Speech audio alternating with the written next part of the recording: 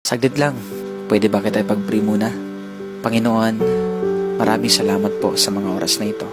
Lord God, hindi po aksidente muli na siya po ay nandito, Panginoon. Bigla niya napanood ang video na to. Lord, I pray in the name of Jesus na anuman ang gumugulo sa taong ito, Panginoon, anumang ginagawa ng kaaway sa kanyang buhay, sa pamamagitan, Lord, ng mga problema, sa pamamagitan ng mga pagsubok, mga sitwasyon na matitindi sa kanyang buhay. Dalangin ko ngayon, Panginoon, bigyan mo siya, Panginoon, o God, na lakas na nanggagaling sa iyo.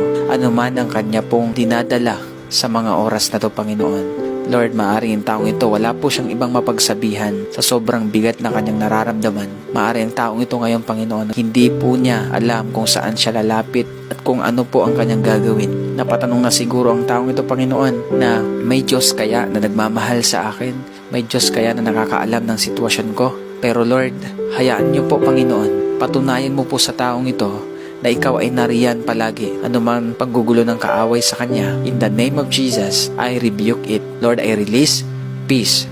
I release joy. I release strength. I release life. I release restoration in the mighty name of Jesus. Salamat po, Panginoon. In Jesus' name. Amen and amen. Kapatid, if you want more prayers and encouragements like this, just follow this page. Thank you so much for watching. Always remember that Jesus loves you.